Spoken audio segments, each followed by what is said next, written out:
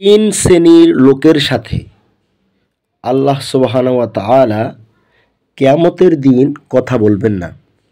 তারা কারা? ১ নাম্বার, বৃদ্ধ জেনাকার, অর্থাৎ যে ব্যক্তি বৃদ্ধ বয়সে যারা পাপ কাজে লিপ্ত হয় তার সাথে আল্লাহ তাআলা কিয়ামতের দিন কথা বলবেন না। ২, মিথ্যাবাদী শাসক, অর্থাৎ যিনি রাষ্ট্র পরিচালক, ওই শাসক যিনি কথায় কথায় মিথ্যা বলে, সেই মিথ্যাবাদী শাসকের সাথে আল্লাহ সুবহানাহু ওয়া তাআলা কিয়ামতের ময়দানে কথা বলবেন না।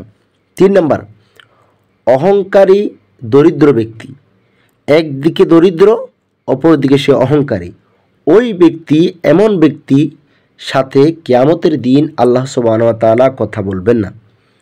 হাদিসটি মিশকাত শরীফের 5109 নাম্বার ও মুসলিম শরীফের মধ্যে এই হাদিসটি উল্লেখ রয়েছে। অতএব আমাদের চিন্তা করা উচিত আমরা যেন এই তিনটি গুণ বৈশিষ্ট্য যেন আমাদের মাঝে না থাকে। আল্লাহ সুবহানাহু ওয়া তাআলা যেন এই তিনটি বৈশিষ্ট্য থেকে আমাদেরকে হেফাজত করে মুমিন মুত্তাকি ইমানদার বান্দা হিসেবে আল্লাহ যেন আমাদেরকে কবুল করে কিয়ামতের দিন যেন আল্লাহ সুবহানাহু ওয়া তাআলার দিদার লাভ করতে পারি, আল্লাহ সুবহানাহু ওয়া তাআলা দর্শন লাভ করতে পারি, আল্লাহ সুবহানাহু ওয়া তাআলা তার প্রিয় হাবিব সাল্লাল্লাহু আলাইহি সাল্লামের এই নূরানি চেহারা দেখতে পারি। আল্লাহ সেই কাতারে আমাদের কবুল করুক। আসসালামু আলাইকুম ওয়া রাহমাতুল্লাহ।